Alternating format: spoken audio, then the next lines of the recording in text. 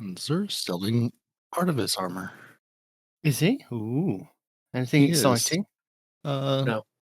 Class items. So, but a non-exotic class item. So if you haven't done Dual Destiny or just Guardian deleted your games. class item, for some reason don't have one. Yeah, he's just handed them out like candy. So I was hoping it would be something besides a class item, but hey, a class item that's non-exotic that everybody can pick up, and never a bad thing.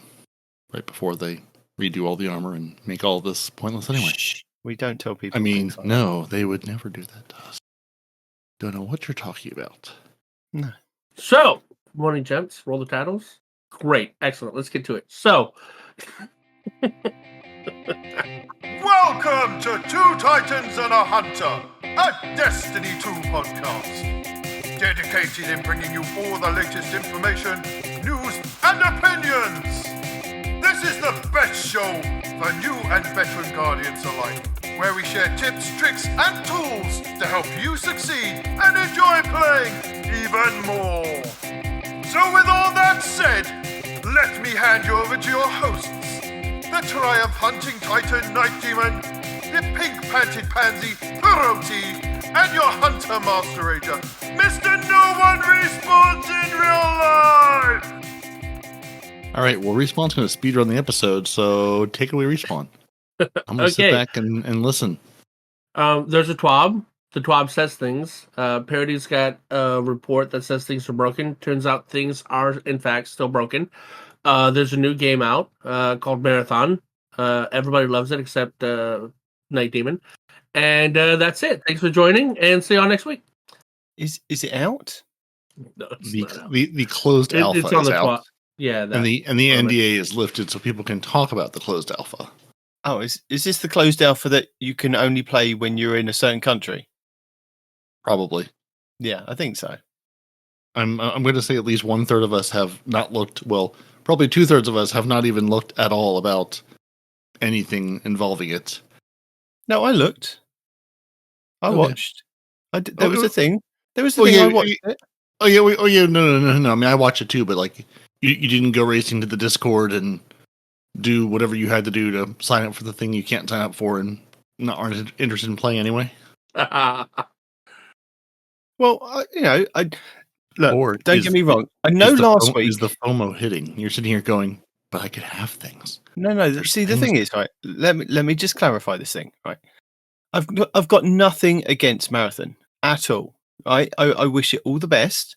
I have every intention of trying it out and playing it, and I wouldn't mind trying the closed alpha and just enjoying the game. But what I do not like is that when Bungie are promoting it, it's all over the Destiny page.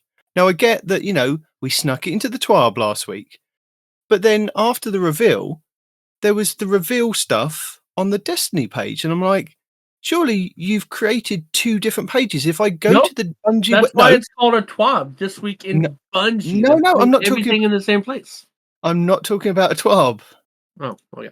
So what I'm talking about is if you go to bungie.net and it shows you... Marathon's right there on the main page. Yeah. It shows you the two different games. It goes, oh, look, here's Marathon and here's Destiny. So Marathon's at the top, Destiny's below. You click on whichever one you want to say learn more. But if you go to Destiny 2, learn more, and then you scroll down, literally the latest thing should be the Destiny 2 update 8.2.5.5, and then just before that, This Week in Destiny, with the reveal of the Edge of Fate. But no, above that is Marathon Closed Alpha Update. Why is the Marathon Closed Alpha Update on the Destiny page? Why not? Because that's the whole reason we split the TWAB and we split the Bungie.net, is to have the two different places. If you want to learn about Marathon, you go to the Marathon page. If you want to learn about Destiny, you go to the Destiny page.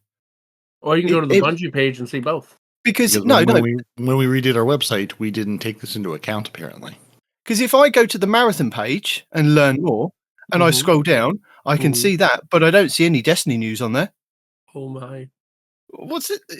If you want to keep it all in one place, just keep it all in one place, and then everybody can pick and choose. You split the pages, Bungie. You were the one that did this and said we are splitting these two games. which is fair enough. You're developing 2 games, or how many games that you were developing at the time, and you're splitting the 2 pages, you're splitting the 2 different things, but it's bleeding over into the Destiny page, which is really annoying, because if I want to go and find out about Marathon, I'd go to the Marathon page. That's my rant over. As I said, I've got nothing against Marathon. I don't mind, but I just mind when it's on the Bungie page and it's being thrown in my face every 5 minutes. And then turn around and said, but you can't have it. Here it is. Here's the update. Get excited, but not for you. Yeah. I can't play it. I'm not allowed to play it. Sure you can. Just come here. Are you really that salty about it just because it's on the same page? I mean, it's a Bungie thing. I mean, they're going to put it on the same page. They put all the other stuff. That way you can go there and find whatever you need to find, regardless of what game you want, right? But then why bother it's Bungie.net. It's Bungie. No, it's not Bungie. This is what I'm saying. It's not Bungie.net. No, it's Bungie.net. It is on Bungie.net because I looked at it. Go to learn more about Destiny. There's subdirectories. Oh, I shouldn't be go to my /Destiny page and see Marathon and vice versa. They should be, hear me out, different things. Yeah. If I'm looking for if I'm going back and looking for Destiny things, I shouldn't have to scroll through all the Marathon things. Granted, there's not that many of them yet.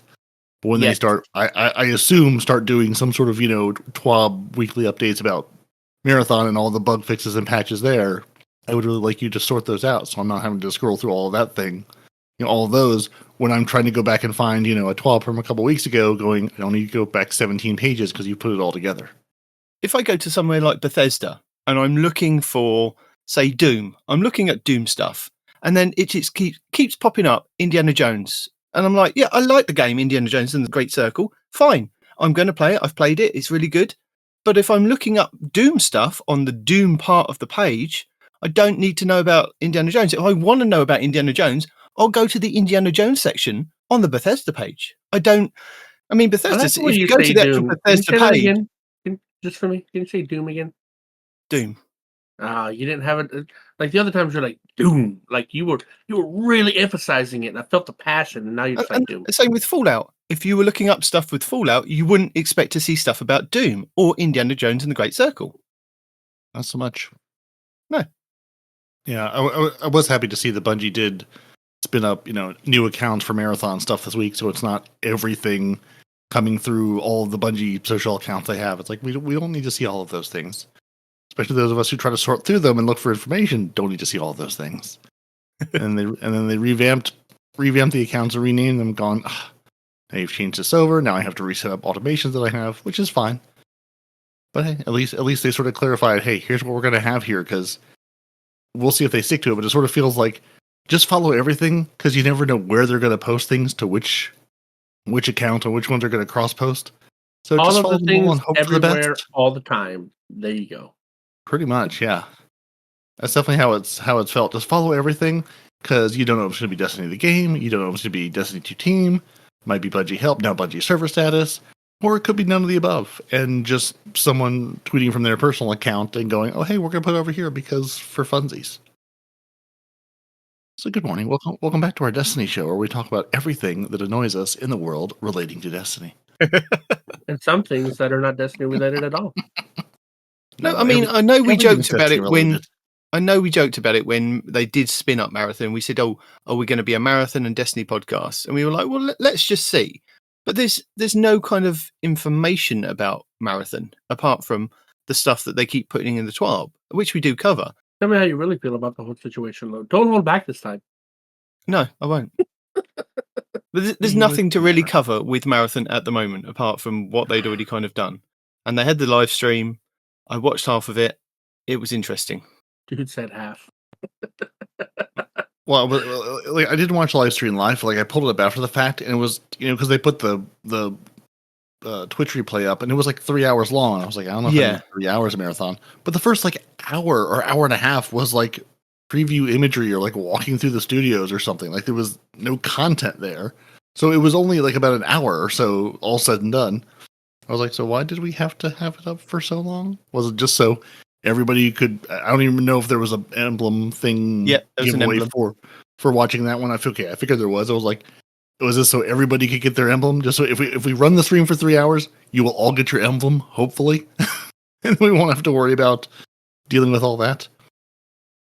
Then really, it's just like, and then really, it's just like here's a 20-minute YouTube video they put up of the actual like gameplay part of it. Going, if you don't need to hear all the jibber jabber about it, here's the actual gameplay. Here's what it looks like. Here's the thing you actually probably care about if you're interested in playing this game. Go watch the 20-minute version. That'll get you there. I mean, it does look pretty good, though.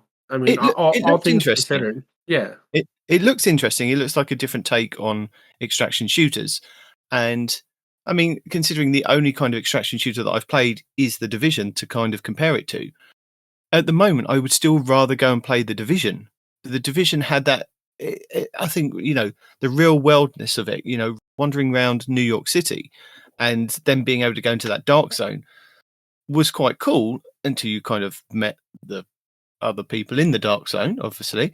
But the idea of it was really quite cool. I did see a lot of people point out that how the graphics look compared to other games like Call of Duty and Halo 5, whatever we're on now. I think it's Halo 5. Halo Infinite, one of those ones.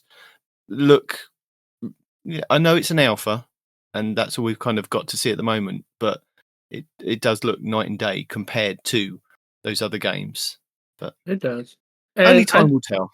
The gameplay part was okay, but my personal favorite part about that whole thing was the story aspect, when it was showing you like how they get rebuilt and how they have to like kind of relearn who they are. And the one dude had the music, and everybody kept taking his music. He just wanted his music back, And in the end, he got sniped too. I mean, I like. It looks like it's going to have a lot of story building. I mean, it is, kind of Bungie's thing nowadays, right? But I don't know. I really like the story part of it, the cinematic, more than I like the gameplay. The gameplay wasn't bad, but that cinematic is what I thought was actually the better of the two presentations, I guess. Was it just me? Did y'all even watch that part? No. I mean, I watched a full stream. I don't remember if that was in there, if that's something else. It was definitely in the stream, because I watched a stream too, and as I was fast forwarding through the boring parts until I got to the gameplay parts, I did come across the story part where they're like showing cinematics, and yeah, I mean it looks like it's got a decent story crafting to it too, and I'm kind of looking forward to that part, I guess. Yeah.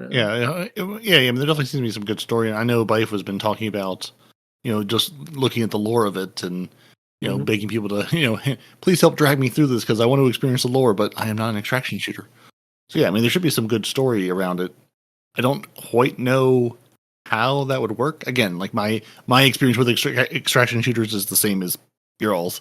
None of us are like, deep extraction shooter players, enjoyers, understanders. So people are probably listening going, none of you know what you're talking about. Correct. Accurate. Yes. But we have the microphone and you don't. Haha. So, so just, yeah, like I'm curious just sort of how does the story work in an extraction shooter? What's the story other than telling your friends how you were so close to getting good stuff and then got murdered at the last second and now you're sad? I mean, you could say the same thing about Bungie. Oh, I was so close to beating the boss, the raid boss, and then Destiny, you mean? Yeah. What did I say? Bungie. Oh, my bad. Yeah, Destiny. So, I mean, same idea. I'm looking, but that's what I was just trying to explain to y'all. Is there is a story like, okay, so these right? They're cyborgs, right? And when they get killed inside of the extraction, it's almost like there's a clone copy of them created, and then like an AI kind of reteaches it who it is, But there was one confusing aspect, like every time they would show a picture of like a kid. And it's like, and they're all like, I don't know who this is. And then the AI is like, that's you. I'm like, that's the same picture for two different people. That some ain't tracking. Smart. It's just there. Or it's just all alpha. They're like, this will be a different picture when we have the different pictures. Right now, it's all the same picture. Maybe. Okay, but yeah, if you get a chance. I mean, I suggest you go back and watch the actual like cinematic with like the storyline stuff. It was pretty cool if you didn't get a chance to see it and all you saw was the gameplay. But Be that as it may, it still has nothing to do with the Edge of Fate. It doesn't. Or does it have everything to do with the Edge of Fate? Damn it, Peroty. I mean, probably not, but it could. You never know. I saw people in Bungie Land were having fun edging Destiny this week with all of the edges we have. There's a lot of edges in this game. Yeah. So Now we even have an edge ledges. lord. The Mhm. Hunter Vanguard is an edge lord. Mm-hmm. That's why we're always falling into holes. We're just sitting on the edge of everything constantly, all the time. Oh, who was it that posted the meme? Like, it was a monster truck rally. We'll sell you the whole seat, but you'll only need the edge. Me. That was you? Because I used to live in a place where they had a lot of monster truck rallies. So on the radio, all the time, I would hear them yelling, "Sunday, Sunday, Sunday! Come on down to the Coliseum!" You know, screaming about that. Yeah, we'll sell you the whole seat. You only need the edge. Nice. That's all you need. Then you're all set. Marathon Bungie crossover win? Always. What do you mean when? Yeah. Always. Already? Oh, Currently? yeah. Are we going to get a runner inside of Destiny or a guardian inside of Marathon? Well, I did see that somebody did a cosplay of, it must have been, I think it was a warlock with really colourful, bright neon kind of colours on them, trying to look like a marathon player in Destiny. So That's funny. There you go. Yeah. I mean, we've already got the hunter drip for the pink kitty cat, so it's already there. Did see Already that, happened. yeah. The hunter, you're going to have a hunter Oh my God. companion all the time. Mm-hmm. But we do have a This Week in Destiny, so did you actually roll the titles? Or I did what you told me to do. yay! Otherwise, we've just been talking nonsense all this time. We talk nonsense for 325 episodes now. Wouldn't make sense to change the formula at this point, would it? No. So tell me about the Edge of Fate. Well, This Week in Destiny, April 17th, 2025, we are ready to reveal the Edge of Fate. That's right, folks. We're pleased to not only confirm that that's the name of our next big content drop, but also the date we will reveal a lot more information about it. Wait. So this is a reveal of when they're going to reveal it? Question mark? You read it, so you tell us. Yeah. No, it looks like they're revealing when they're going to reveal it. Cool. Sure. Join us on May 6th for the Edge of Fate reveal about the right of the Nine's blocky weapons, redefining our support comms, double Nightfall rewards, and new emblem incoming. Get your Keen Thistle sniper rifle tomorrow, or not. Prepare for the next Bungie bounty. Another round of hashtag D2 fashion feedback. All right. Save the date for Edge of Fate reveal. Yep. In the final shape, we face the extinction and rose above the witness to stop it. In Forever. No, Stop it forever. Yeah, okay. It helps if I can read. In the aftermath of our battle, we dealt with Maya and the Vexburst, and then with Fickrul and the Scorn, and finally with, well, the Oryx. The Oryx, not just Oryx. It is the Oryx, Savathun, and Xivu Arath. So the whole Hive Pantheon, but also Taken and the Dread. It's been a year of closure in many ways, but also a year of hope, of looking ahead in the future. So how about we tell you a lot more, about what's coming next in your favorite video game. Guardians, tell your fire team, put on your best fashion, save the date, and join us on May 6, 2025 as we reveal the Edge of Fate and upcoming year of Destiny 2. Be ready. Also, I posted something in the chat. Was it the host chat? This video showing how whenever we were collecting all those plants for Failsafe, each plant represented a subclass color. You are really kind of just bouncing all over the place, aren't you? Well, no, because I guess. What's that got to do with the Edge of Fate?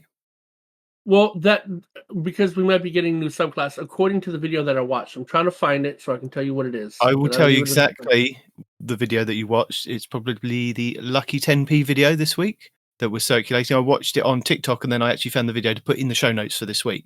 So yeah, what Respawn's talking about is when we were doing the Echoes part of like the stories, and we're going round and we're kind of bashing our hammers into the ground and sifting through rocks and things and bringing back to the helm, you've got like these glass cases that we were putting all these different things in. And then on one side, I think it's on the left side, as you're kind of walking past all these glass cases, there are these elements or these rocks that we're kind of collecting. And there's 2 parts to it for each one.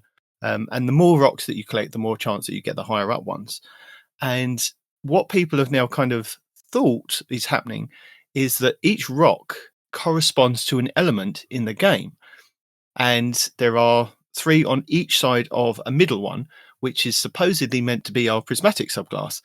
So you've got 3 on one side and 3 on the other. So what people are kind of looking into is that, Bungie like to tease things, that it could possibly mean that we've got Arc, Solar, and Void on one side, Stasis and Strand, and then this mysterious kind of third subclass, which is the red subclass that's kind of been bandied around for quite some time.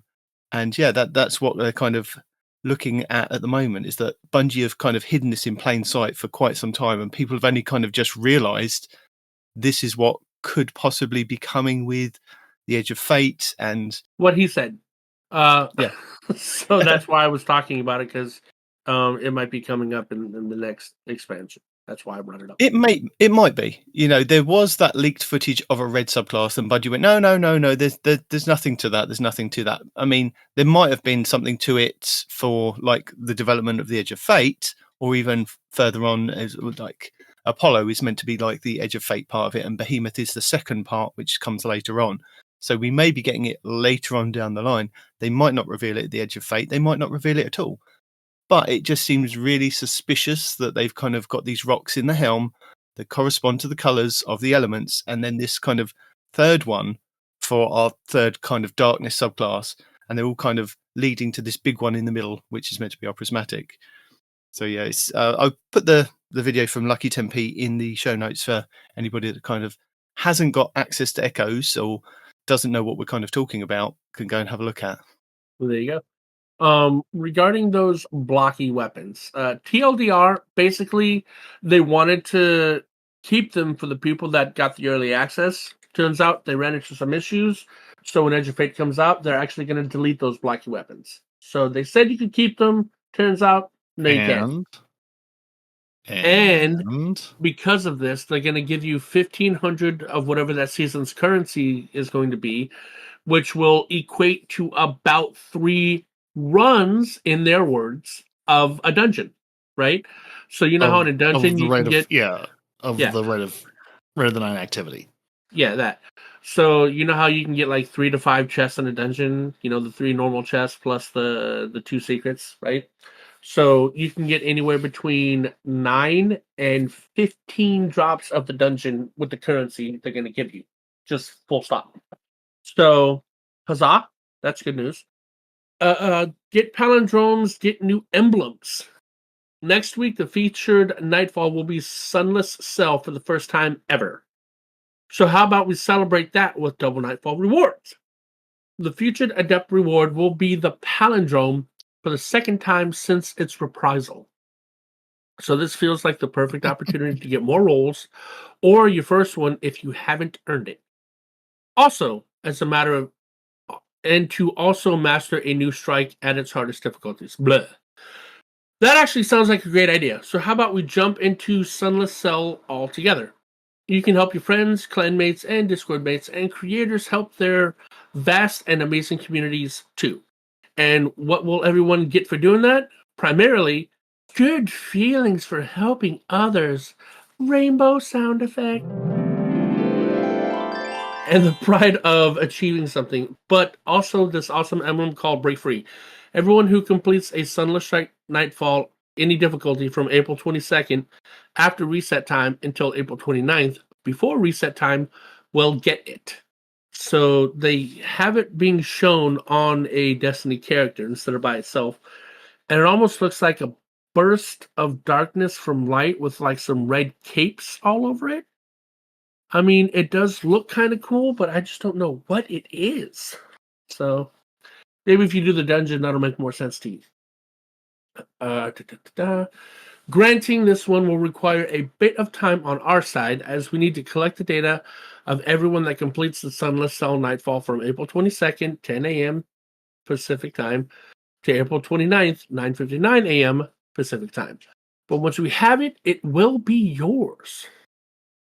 And Reminder also, that you still can't use the Fireteam Finder to do the Sunless Cell because they haven't added it there yet.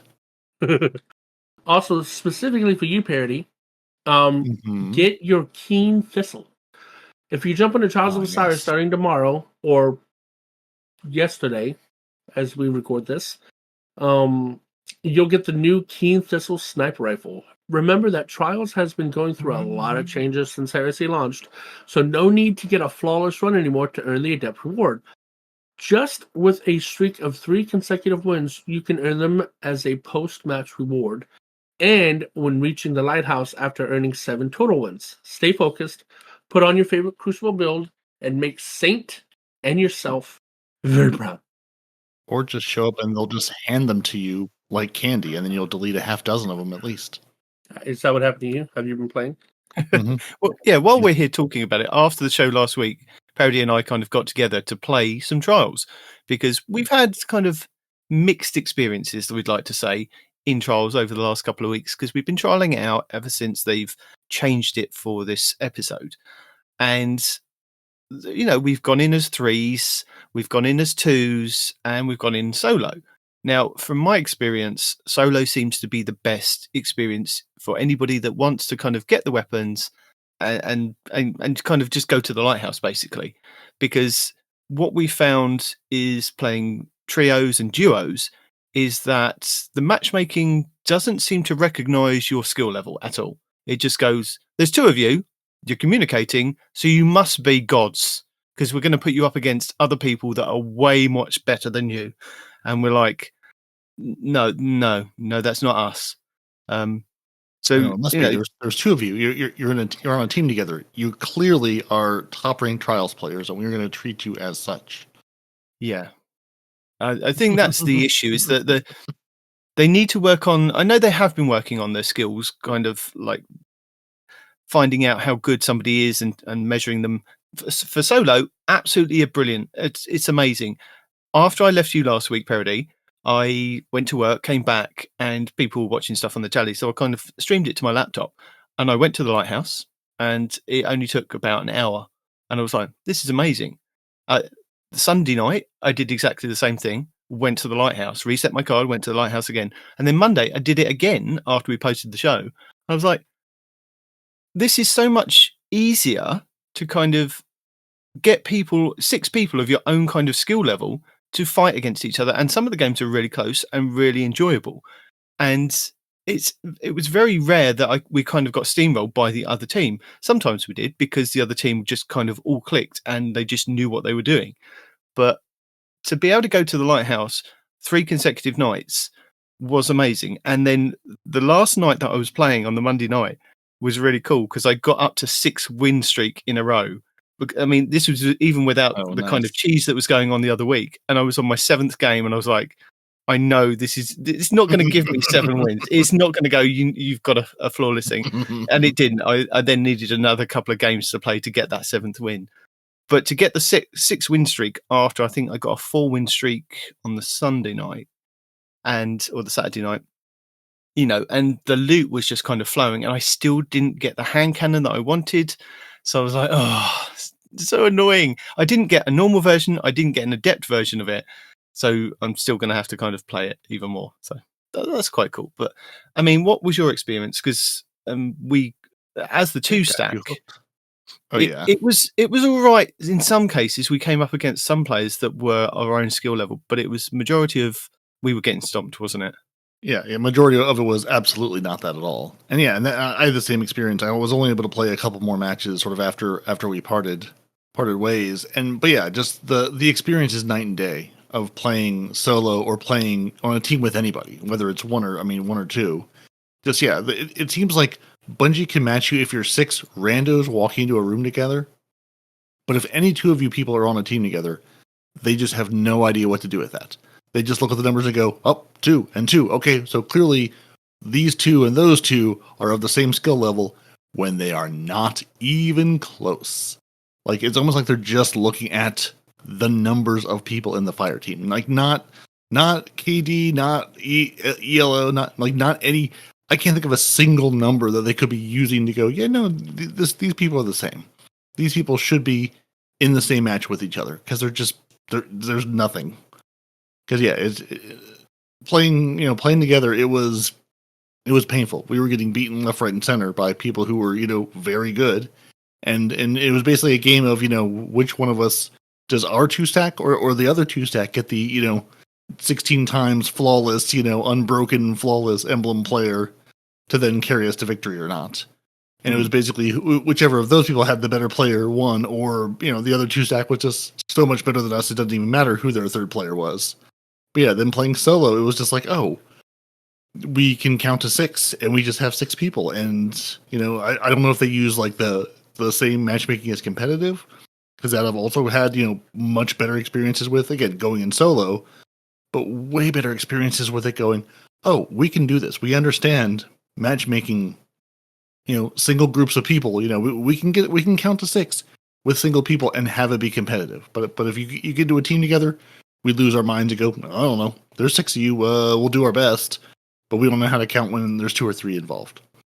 It's baffling to me. Like, it's a much better experience to get the loot out of it, but a much more infuriating experience to try to play with your friends if you are not very, very good. Yeah. Grenader Jake was saying something similar about how the best way to play Trials right now is as a single player in that playlist, because you're much better off getting a double stack with you being the solo than you are being the double stack looking for a solo. Or even better, you 100%. get 6 like random players. But the reason I'm bringing it up to kind of get Bungie's attention for this is because it's all about the clans and playing together with your friends, which kind of makes it. And not being able to play with your friends to be able to go to the lighthouse together as a duo or a trio is really frustrating, because like with Blue, it was like, I really did think that they'd kind of worked out the matchmaking and they changed things around. And when kind of Trials came back round, I was trying to convince Blue to come with us. And, 2 games and he was out. It was like, no, this is the same experience every single time I go into Trials. Yep. So it puts people off.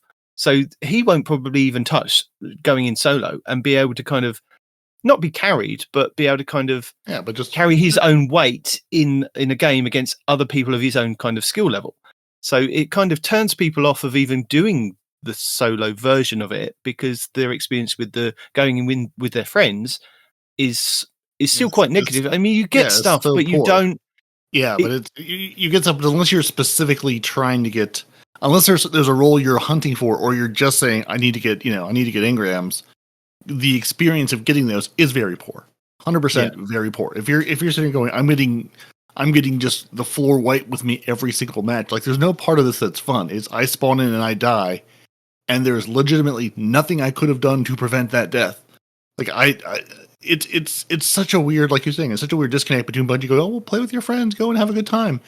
Oh, we made this game mode that is basically impossible to play with your friends and have any kind of quality time with it, because it's just such a different experience going in with anybody on your fire team than going in solo. And it boggles my mind, where I'm going, you've obviously worked really hard to revamp Trials, and you keep making these changes, and it's, positive to a degree, but then just to have it be such a poor experience to play with people. It's like, it just seems like just a huge swing and a miss in terms of, like, if you go in as a 3-stack, they absolutely do rain loot down on you. I mean, win, lose, or draw, they absolutely just hand you loot for going in as a 3-stack, because I think they know it's such a poor experience otherwise. I almost wish they would take the same tact of, hey, if you're going in with 2s and you're not winning, also, or even just if you're going with 2s, rain loot down on me anyway. Give me a reason to go in that way, because it's basically the same experience as going with 3. You're going to lose every time. Probably there's really a reason poorly. behind that, according to some PvP players that are not me, and it's because they're trying to phase out that particular game mode, right? So that's why they're not doing what Peroty's asking right now. It's because they don't want it to phase be out Trials. No, that the 2 stacks, right? They either want a full team of 3 on each side or all randoms. They don't like this in the middle thing. He explains it a lot better than what I'm currently explaining it as. So, I mean, it might be better to just watch the Grenader Jake video regarding this, but yeah. But he goes- I'm not being funny, but Grenader Yeah, but Jake that's a little is a insane, top tier player. Right, I'm not talking So about he his can skill. carry people. I'm not So- talking about his skill, and this has nothing to do with his skill. It just has to do with what he thinks why Bungie's doing this, like in general, right? Nothing about skill or it's easier for me or harder for me or whatever. He's just talking in very general statements about why he thinks Bungie is doing the loot and all this other stuff that you guys have been talking about. I mean, like I said, it's nothing to do with skill. It has nothing to do with him carrying people. It's just why he thinks Bungie is doing the actions that they're currently doing. Okay. Yeah. I don't know, that feels insane to be like, yeah, we really want 1 or 3, yeah, but you've given people the option for 2, either set it to be 3 or nothing, or solo. But yeah, anyway, it's Trials again. It's places that you can have a decent time with, but again, if you're not going to go in like this, of all the work they've done to it, it's still not going to drag you in with your friends if you aren't there already. That's the long and short of it. Yeah. And I know you kind of touched on it with like going through the reveal for the Edge of Fate. It was just something I kind of wanted to bring up with you guys, that we've kind of, when we were kind of led to believe what was happening after the final shape, tying up loose ends and finishing kind of those loose bits of the story. Do you feel now, looking back on it, that we actually accomplished that, or Bungie actually accomplished that, or looking at Echoes, Revenant, and Heresy, does it leave more kind of doors open? Because I mean, Maya Sundaresh in Echoes, we didn't kind of capture her or the Echo, that just disappeared. When we had Revenant, we've now kind of given the Fallen or the Elixir a way to get back to Reese. And with the Hive Pantheon, we did kind of stir it up, we did. But now we're kind of looking at upsetting Ziva Arath and Savathun again. So did we really tie up loose ends, or did we kind of just split those loose ends even further? I mean, what's your guys' take on it? I honestly have sort of completely ignored most of this story because it's people I don't really care about, and I don't know. It's like we fought the witness in the big bad, and I'm like, and now there's people and they're doing things. And I'm like, does any of this really matter though? Like, I don't care about Fickrel at all. The Echo, I barely remember what the Echo is or why I should care about it. So, isn't it the Echo of Darkness that's spreading around, giving people weird abilities? Well, no, they're just echoes. They're offshoots of the witness, weren't they? The powerful parts of it, and just the echoes. But when people acquire them, they can do weird things. Like, yeah, you can do good or bad things with it. What's his name? God, the guy that helped us. I can't talk today. Good Lord, the Fallen that has been helping us this whole time. That has the daughter. Misrax, yeah, him. Like his daughter picked up one of those echoes and cured him of his illness. issue. Yeah, right. And she wouldn't have been able to do that without an echo. So there's more to an echo than it just being like remnants of the witness. Because I know it's more to it, but that's what I'm saying. It wasn't like the echoes. I mean, the echoes were the offshoots of more stories. But it wasn't like, if you took the echoes out of it and then you had to tie up the loose ends, wouldn't it be that, we somehow cured Misrax in like the stories, and we kind of brought the Elixir or the Fallen story to a conclusion? And the same with Maya Sundaresh. The Maya Sundaresh thing is still wide open, could come back, could be even bigger bad than she was when we kind of fought her in Echoes.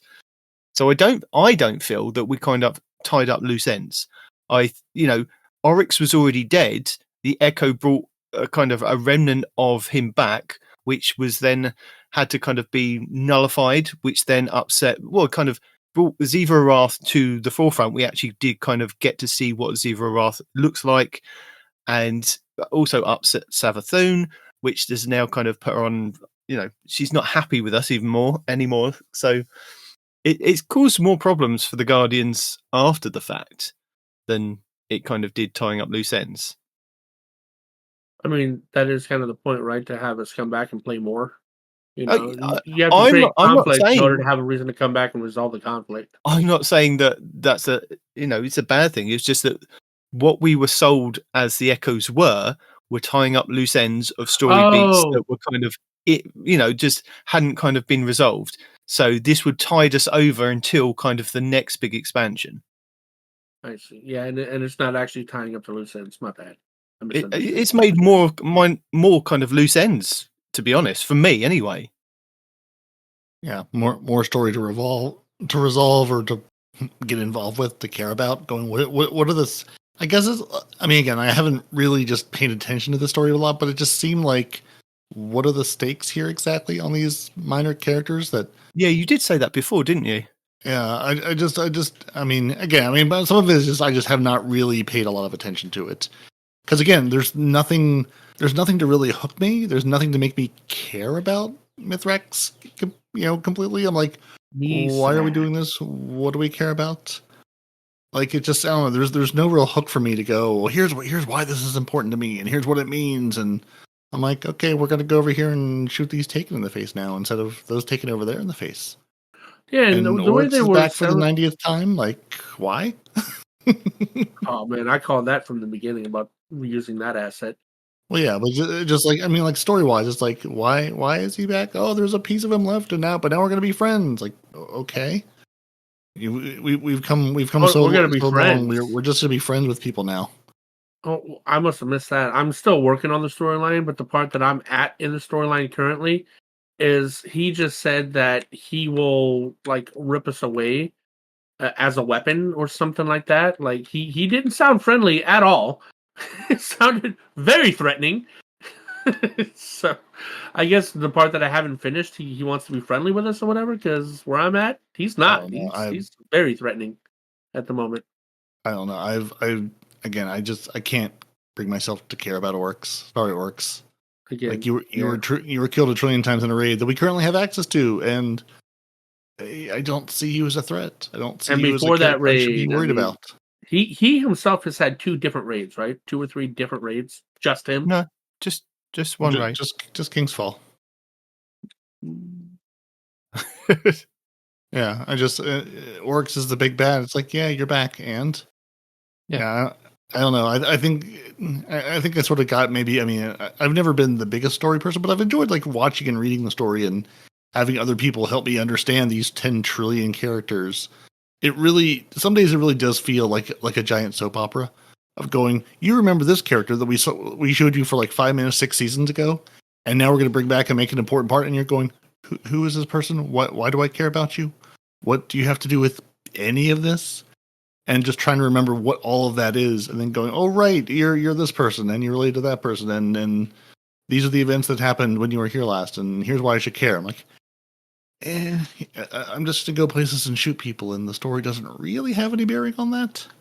I mean, it used to though. Like remember how like the time traveler, I don't have enough time to tell you what I don't have time to tell you. Elsie Bray, yeah. Elsie Bray, yeah. I mean, they used to have really engaging storylines. I mean, people were wondering about her for years, just because how they brought her in and how she helped us out and how she alluded to be a time traveler and just various other things, right? And I mean, she's just the first example off the top of my head, right? But they used to be really, really good at storytelling, and now it's just like where's the storytelling? Where's the engagement? Because it used to matter a lot. I used to be a real big lore nerd, and nowadays it's hard for me to just kind of, like Peroty said, care anymore.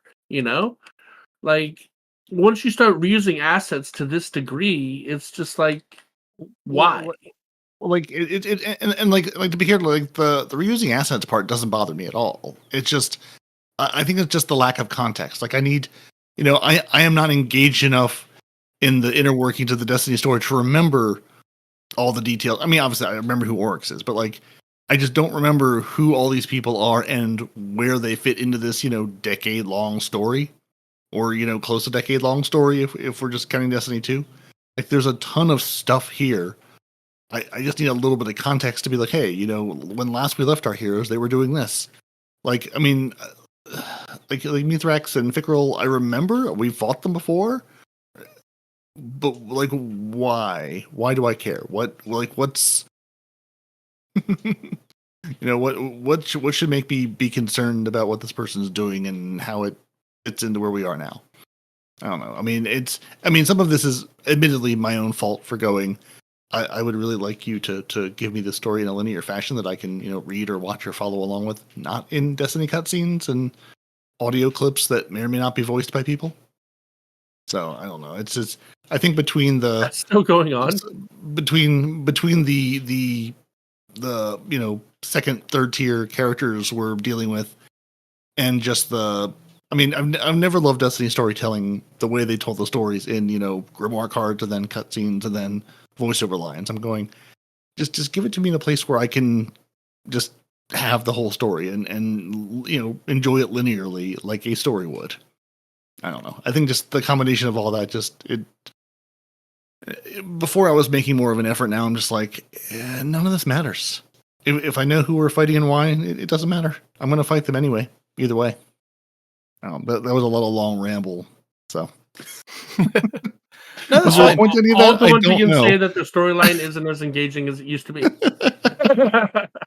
Was there a point to any of that? Probably not. But here we are. I mean, the other question I've kind of got for you guys is: would you have minded a bigger gap between the Final Shape and Echoes, and then Revenant, and then Heresy? Because I feel that a lot of people say that the last season or the last episode of an expansion is probably the best one because it leads you into whatever's kind of coming next. So even though we're kind of done with the Heresy part of it, we've got the Rite of the Nine coming up on the 6th of May, I think it's the same day as the reveal, which is obviously going to lead us into the Edge of Fate because it's same symbols, apart from kind of the Edge of Fate looks very Strandish with the way that they've kind of portrayed the 9 symbols in the background. So Heresy has, it's been acclaimed for how good it is from the 3 of the kind of poor seasons or episodes that we've had. It's the one that is the best, that has kind of stood out and people have enjoyed more, and people have kind of come back to Destiny and played because it seems very enjoyable. And it could be the location, it could be the activities, or it could just be that people are kind of gearing up for whatever's kind of coming next. I know a lot of people said, we're going to not play after the Final Shape, that's it, we're out, we're done. But, addiction is addiction, and we all have to talk about it. So, people do come back. But it just, would it have made more sense to have a bit of breathing room? Because from what I remember, it was the Final Shape, and then 2 weeks later, I think it was a week later, we got the raid, and then 2 weeks later, it was straight into Echoes, and we were dealing with kind of the offshoots of that. And then after that, it then rolled into the Revenant, and then it's rolled into Heresy. I feel personally that sometimes Destiny does need these down months where you don't necessarily need something. You just have it. It doesn't always need to be content every single week.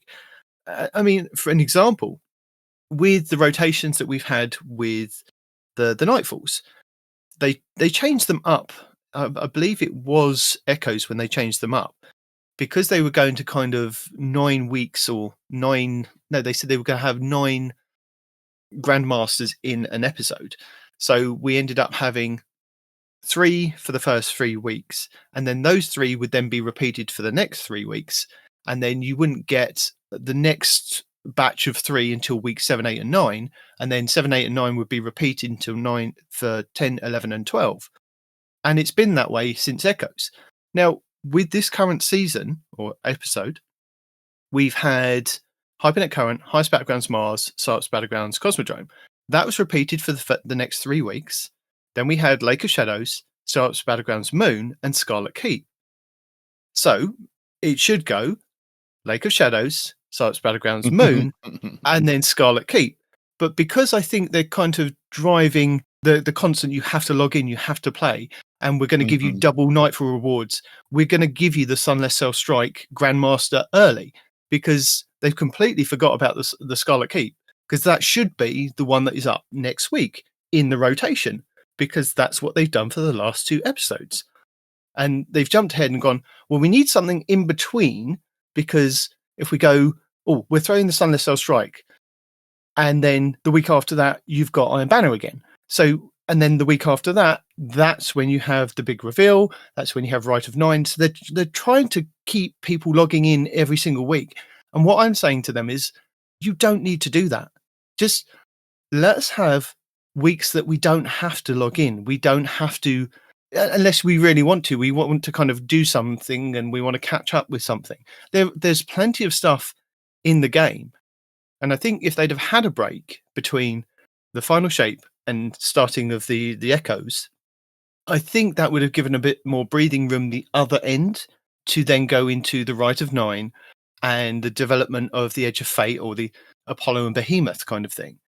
And that's from my experience anyway, and what I get, because every week, keeping an eye on these rotations, it's like they are trying to get as much kind of eyes on Destiny, and then kind of mixing it up with like Marathon. It's like, no, just give us some time. You know, if there was a bit of a breathing room, you've got all these events that you're kind of bringing back, like we had with the Guardian Games, and we had, you know, the Rushdown mode was fantastic. People enjoyed that, but you don't need Rushdown and like the Guardian Games and the stuff, you know, the story stuff of Heresy going on at the same time. Just, if you'd have spaced it out with kind of the stuff that is going on, then, you know, your events would have had a bit more kind of, oh, let's go and play that event, rather than kind of, let's rush to get this exotic mission done and this story, and then we can go and play the events, and then we can go and do this. It's just packed after packed after packed. And I get that they want to kind of keep people entertained. But I was talking to my son about this he's been playing Left 4 Dead and Left 4 Dead 2. He's found my old 360 games. And literally it's just one game. Just, you go in, it's survival horror. You try and get your team to the other end of the thing. There's nothing fancy about it. You know, you pick up weapons, you can play against other players, and people are still playing this game like, I know it's not in the grand scale of Destiny. Yeah, but like, it's a basic game that people are just a decade old. Like, hasn't Left 4 Dead been out for, like, I remember playing it. Yeah, it had to be probably 10 years ago or more. Yeah, and he's just enjoying. It's very repetitive. You know, you get your team. It's a different team each time. You get your team from A to B to C. You complete the game, or you swap over and you become the enemy and you fight against teams trying to get through. And, you know, and there's nothing added every single week to it. You know, sometimes they'd add a new map when it first came out. You know, this is a new DLC, and all it is it's a new map. You go from A to B to C. The weapons are all still the same. Yep. But it's like, the hook on that, if I remember, is like, you know, the levels were like procedurally generated, or like, you know, the different like big, you know, big like boss and mini boss zombie types, like they'd all be there, but they'd be in different places every time. So it's like, you sort of knew what you were going to get. Yeah, it's like it'd be like, you know, to put it in Destiny terms a little bit, it'd be a little like running the Nether if the Nether were, you know, more truly roguelite, whereas like it would be different areas each time, and it wouldn't be. The enemies would, the big enemies would be in different areas. Where it's like, like you're running through the sort of the same map, but you don't know around this corner, is it safe? Or is there going to be a giant ogre or a giant zombie waiting for you that's going to grab you and throw you halfway across the map, or just insta kill you? God, I'm having all the memories of playing this now. The zombie, the tank, the witch, the zombie that would like grab you with his long tongue and like drag you off to hell and away from your party. And the smoker, but like it's such a simple game with such good replay, because it is a different experience every time you sit down. And it's cooperative, you know, 4-player, who could be humans or AI, or, you know, a combination of the two. But that game, I'm sure, has not received an update in years, anything meaningful. But it's still good. It's still fun to play. You don't need an event every week. But the reason we were discussing it was because I said to him, you know, Back 4 Blood is the kind of the spiritual successor to Left 4 Dead. You know, there's the team of 4 going against the AI, or you go against other teams being the enemies and things. And he was like, Dad, it's too complicated. There's so many different things, weapon upgrades and doing this and doing that. He said, this is such a simple version of it. It's just go in, you play, you have fun. I can pick it up, I play it for a couple of hours, and then, I go off and play something else, and then I come back. And I think that's the reason why people were turned off of Back 4 Blood, is because it was, when I logged into it, I expected something very similar to Left 4 Dead, but it was all like about upgrading weapons and going in and playing and dying and getting a bit like kind of the extraction shooter. You go in, you play, you get a certain amount of loot, and then you come back out, and then you have to go back to your base and redo stuff to then be able to get through. And it was very complicated. It looks really good from what we kind of played. But for the enjoyment of it, I could see that Left 4 Dead is very simple, that it's just kind of on that loop of just playing and having fun. And I think sometimes with Destiny, it does get too complicated and there's so many things to do. Really? And I think sometimes that, with the amount of kind of content that they kind of drip feed, but trying to not drip feed and get us to play each week, it does harm the game. I know they are bleeding players, but sometimes you don't necessarily need to keep packing each week with something to do. And that's just my view, but I'll turn it over to you guys. Well, I've been saying for years that I'd much rather them take their time and give us something that was worth the time that it took, right? Instead of drip feeding this and that and the other, right? You let people play other games for a little while. There's nothing wrong with that, right? Somebody's going to go play another game, and then a couple months later, they're like, oh, Destiny's coming out with a new update. What? Siva's going to be a subclass? I'm making that up, guys. But take your time, make it good, and that in its own right will bring people into the game, right? Drip feeding people, it's like, would you rather have a lot of food, but it's just kind of, or would you rather have a steak once a week, right? A nice juicy steak, whatever your favorite food is. You know what I mean? Like, what's better for you? A bunch of crappy food all the time, or one really, really good item periodically? In my opinion, I'd take the one good item periodically. That's how I see it. And that's how I've talked about this game for a while. It's just like, take your time, build the story, make the DLC good, or make the update good, or whatever you want to call it. And then that will bring in people. You know what I'm saying? Like, let your work speak for itself, not the amount of work that you do. Yeah. Having less really well polished content is going to do more for your game than having a whole lot of really half-baked content. What he said. And yeah, I mean, and not even like, just to piggyback on your, going to play other games, even just catching up on this one, even just getting to take a breath and say, okay, there's been like Demon was just rolling off, there's this activity, this event, this is up, and this is happening, going, okay, well, I haven't gotten to, touch this game in a week or 2 or 3 weeks. Let me go try to remember where I was and pick up those story beats and find those quest lines and progress those without having 6 new quest lines thrown in my way, or going, oh, and now I can do this, and now this weapon is up, and now I can go over here. I'm like, let me play your seasonal content first. Let me do the story. Let me complete the story before I go do the 16 side missions you want me to do. Yep.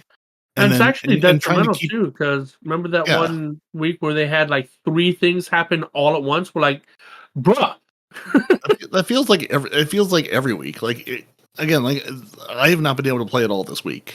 And I mean, I finished the story, I think. At least, I should say I finished the quest lines on one set of the glowing orbs. Now I need to go reset the glowing orb and go work on some other stuff, but it's so hard to come back into the game, and I think it's detrimental for not only getting new players, but maintaining players who started playing this game a decade ago, or and now their life conditions have changed, and they're like, well, I don't have the time to log in every week and log in every day and play this and keep up on that and listen to all the podcasts and watch all the videos and live, eat, and breathe this game. It's a much harder, and I'm having this this sort of realization for myself in real time. It's a much harder game to pick up and play semi-casually than to really be tuned into. Because when I'm tuned in, I know exactly what's going on. I know where the things are. I know what I have to do and where that is. Some weeks I'm logging in and going, I don't have any idea where I meant to go, which of these 6 blinking quests I need to do. And it just hit me the other day, like, logging into the last city, there's like a dozen or more things with the same icon blinking at you, going, you could all do these. Yeah, but these are not all the same. Yeah, they're all, pinnacles, or I can run 6 of them for a weekly something. That is not the same as, hey, here's what you need to do to progress your story. It's just an overwhelming number of things blinking at you without any kind of hierarchy on, 1, what do these mean at a glance? And 2, which of these are actually important? Are any of them important? Like, you can tell that they're using different symbols for different things. Like, this is the quest line for this, it would help if it was color coded. Like, my main storyline quest should be gold. My season of the whatever quest should be emerald. My season of this should be baby blue. Who freaking knows, right? But they should be, like Peroty saying, easily identifiable at a glance. And if you can't do that with all the other ones, then at a minimum, your main quest line should be vastly different from the rest, I think. Yeah, I shouldn't be hunting for the quest line. I mean, even I think Demon and I talked about it last week or week before about, hey, go to Savathun's throne world and track the quest you're trying to do. And you pull up the throne world, and there's not a single anything anywhere to tell you where you're meant to go or what you're meant to do. It's like, okay, guys, identifying the planet does not help me. I need to know what you want me to do once I've gotten there. So, my answer is always, well, let me go pull up a video, because I don't really want to wander around for an hour, potentially still not finding what you want me to do here. Like, there needs to be a little, I'm not saying you need to hold my hand and give me a Sherpa guide to walk me through this, but you got to give me something. I like that. like there has to be some kind of indication. Yeah, I mean, I'm not saying don't do that, but like, you got to give me something to work on. Go to this planet. Great. Now what? Well, you'll figure it out. Will I though? Will I, without the aid of a video or something? Because you've told me nothing. Yeah, it's again, like, I have friends that have thought about periodically picking it up, or even picked it up when it was free to play, and then just it never stuck because they're like, I can't. Play this game casually. It's an all or nothing kind of game, because they're like, I just don't have any idea what I meant to be doing, or how, or who, or anything, if I'm not just tuned into this game. Or they're like, I have to play this game with a YouTube video open, and that's not fun. That's not enjoyable. Like, to have to play it that way. They're like, I just want to play it and have a good time. Like your son was saying, I just want to have a good time and hang out. I don't want this to be my entire identity and have to go, have the guide open while I'm playing the game to be able to understand it or enjoy it. I mean, a good example of that, a recent game, kind of, is RuneScape. Just came out last week. RuneScape Dragon Wilds, right?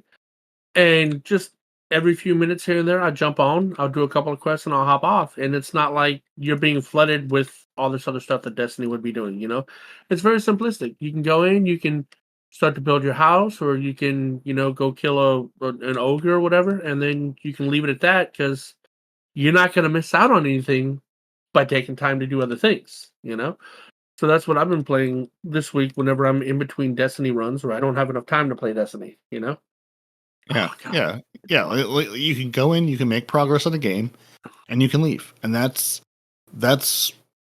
almost a little bit what I feel like I'm missing from Destiny right now. Is I'm not getting that. Let me go in. Let me make progress on something and leave. Like, there's plenty of bars I can make increase. There's plenty of weapons I could be going for. But again, I'm at the point where I'm trying to decrease my weapon load. I'm trying to get rid of weapons out of my life. You don't have any vault space. I don't. Oh no. Well, sir, I got tons of vault space now, because I've been just ruthlessly throwing things away, going, I don't use these. I don't need to keep them. Getting 16 more weapons is not the point of that. I'm like, I just want these gone because I'm never going to use them.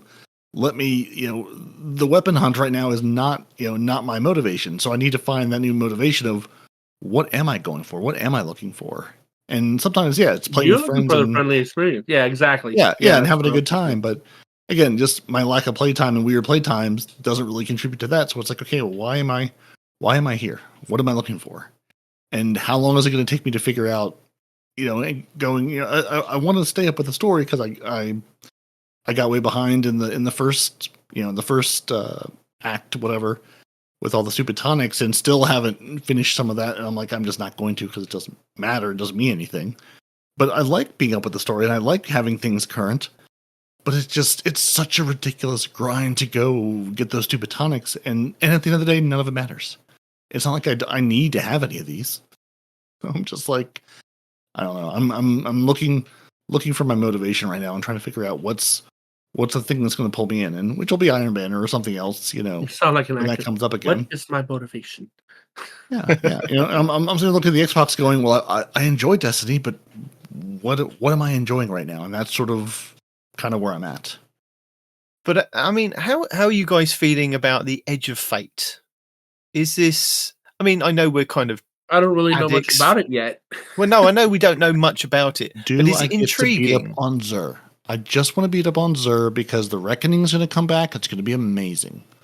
Xur's going to host you the hope Reckoning. the Reckoning comes back. You didn't beat him up in the Reckoning, though. No, it's coming. No, but we are now. That's the thing. He's going to bring the Reckoning back, and then we're going to beat up on him. We're going to take him to that bridge and just beat him about the head and face. It'll be fine. It'll be great. Yeah, no, I'm curious. I'm curious and excited if it's going to be something, 9 related, because like they've been there. Well, Xur at least, and the one lady we talked to at the end of the Reckoning or whatever. The emissary, yeah. Yeah, the emissary have been there forever. But what do we know about them? Nothing. They're just out there being sort of, being like Q in Star Trek. Just being out there, being mysterious. I'm like, well, what's your deal? Why? So like, if this is actually going to, focus on, give us a little bit. I mean, that's an entire race we haven't really explored or communicated with or done anything with. So I'm excited from that perspective of it's something new. It's something interesting. It's something we haven't done, a trillion times yet. So I'm curious to see if that's going to be a part of it. If it's just, if your teaser is very, very 9 themed, I'm hoping that there's some 9 activity in there to go along with it. So I'm excited from that perspective. It's actually all Hive. Probably. Bait and switch. What have the Vex been up to recently, right? I mean, it's been a half a minute since we saw the Vex, right? We got Fallen, we got all Hive. I mean, though I think, can't remember who it was now. Someone was saying just like, if it's a Hive season, it'll be a good season. If it's anything else, it's kind of like, really hit or miss. They're like, the Vex seasons haven't been great. The Fallen seasons, depending who the Fallen person is, going to be good, but like the Hive seasons always hit. So I don't know. I might be remembering through jaded glasses, but the Siva, everything Siva related was always just the best for me personally. Like I was a big fan of the Siva, just everything, full stop. But if you look back at the development of Siva and Destiny 1 at the time, it was something they had to build from the ground up, and with Destiny 2, that explains it. Yeah, with Destiny 2 being its own separate game, and them saying, right, when we do bring stuff from Destiny 1, we have to build it from the ground up. We don't just kind of go, oh, click copy, click paste. It is something that is very difficult for them. They'd have to rebuild Siva, and because a lot of people are saying, why aren't they bringing back Wrath of the Machine? It's because they need to rebuild Siva into the game. I know people say, well, we've got the Outbreak perfected, and yeah, it has Siva elements, but that's for just one gun. You imagine having to do that for an entire race again, which is why we kind of shut it down in Destiny 1. I think it was very ambitious. So unless it's something that is brought back... It was ambitious and it was good. It was worth... I mean, I would say it's worth it. I'm not the one programming it, but... from a player standpoint, it was amazing, And then the whole mysterious red freaking subclass, right? I mean, how cool would it be if it was Siva? Because Siva's red, right? Every ability that you use has Siva elements that come off, like Siva nanites that come off of it. You know what I mean? Your super is just a Siva swarm. Just like, come on, dude. Like, I mean, I know that they're gonna have to rebuild it back in and everything like that, but Jesus Christ, imagine if you're telling a friend that like, yo, Siva's back and it's a subclass. You've got a whole community again. They're gonna say, "What's Siva? What are you talking about?" Okay, fair enough. Maybe for the new lights, but people that have been here for a while, they're gonna know what Siva is. And if you get Siva as a subclass, just damn, word of mouth alone is gonna get around for that, dude. It's like, I mean, now I'm being too ambitious. I get it, but do we need another subclass? Yes, and it needs to be Siva. I don't think we do, but I think it adds more to the game. I know it's a bit more complex every time they add one, and when they did Prismatic, it was like, oh my word, well, this is a real game changer. And they did say, we're going to be iterating and adding to that as we kind of progress the game, which is really good. And if we get a third darkness subclass, which then feeds into, say that we get the darkness subclass first, say just as an example, we get that first. I'm not saying it is coming, but we get that. And then the Behemoth expansion afterwards, that then starts to integrate into the Prismatic, which will keep the game going, and from our experience as Destiny players, when they had the lull in Destiny 1 and it was just trials and it was just kind of the competitive part of it, there was no kind of story, there was no kind of events each week, it was the PvP side. And I think that again would help with the kind of the downtime. They don't need these big things and these big grand story beats every single week. If they had, right, we're going to drop this, you've got the new subclass, then you're going to be able to do like the Crucible stuff, and there's going to be a sandbox change, then we're going to kind of redo your armor, and then X, Y, and Z, but not all this other stuff all the time, every single week. I think that would keep people going. There's so much there to do. I mean, I know the builds have kind of slowed down recently, but then people, I think, have started playing more Crucible. I have myself, but I think the Darkness subclass is something that is kind of needed. I think once you've got it, to be though, everybody says it should be taken. That the last Darkness should be like a taken subclass, right? Siva wouldn't make sense in that aspect because Siva is nanites and machines, right? So that really wouldn't be Darkness per se. But everybody that talks about the last Darkness subclass, it's universally a taken subclass of some kind, right? So I don't mind what they do, but as long as it gives us different abilities and different ways to play with the game and play the sandbox and play the stuff that we've already kind of got, I think that would keep the game alive and keep people kind of coming back. I mean, my fear is that we've now got to the end of Heresy. And typically when we get to the end of like the episodes or the seasons and the new expansion, everything in the old kind of episodes or seasons gets wiped. And so if you look at the Helm at the moment, or you look at the Last City, everything there will disappear. So you're losing Kel's Fall, you're losing the Onslaught stuff, which will probably get integrated into the other Onslaught. You've got Contest of Elders, so the Prison of Elders stuff will kind of disappear in theory. And then, I mean, the Enigma Protocol, and you've got the Battlegrounds, which will probably be swallowed up into the Strike playlist, I guess. So you've got that, and what else? The Encore mission. So any kind of exotic missions then go into the exotic rotator. But things like the Tomb of Elders and the Contest of Elders and whatever, the Kel's Vengeance, those things have a potential of just kind of disappearing. And the same with the Dreadnought, Court of Blades, the Nether, all just kind of being wiped, and we then don't get access to it, because they did the same with the Leviathan when they brought that back. We had the access for a short period of time, but it was for the story. And then when they did the refresh, when the final shape came, we don't have access to it. It's still there, but we don't have access to it. The ship's still kind of floating around, apart from the dungeon. We're kind of losing out on things that, I mean, not necessarily the Nether, but maybe like the Contest of Elders and the Tomb of Elders could be something that they could kind of develop like they did before. We could have refreshes to the Prison of Elders, and that would be interesting to see new enemies in there and new subclasses kind of battling against those. Yeah, I don't know.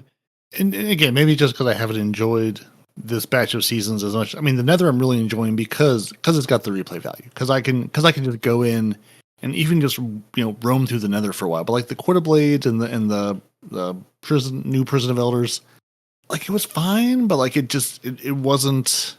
I don't know. There was no part of it excited me. And again, maybe just because I'm looking through the rose-colored glasses, going, "Oh, I have such great memories of doing this in D1 and da da da."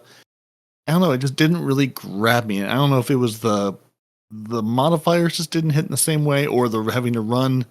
I never loved the run from here to there, run from here to there. Like, you're like, here's a dangerous place. Well, fine, put me in the dangerous place. Let me fight the enemies. Don't let me fight them and then, let's you follow all the enemies here. Oh, great. Now let's go clear out the next room of enemies. Why aren't they coming to me? If I'm invading, why do I have to go find them? I don't know. And I think there's this Do set they of know seasons that more. you're invading? They should if they have radios.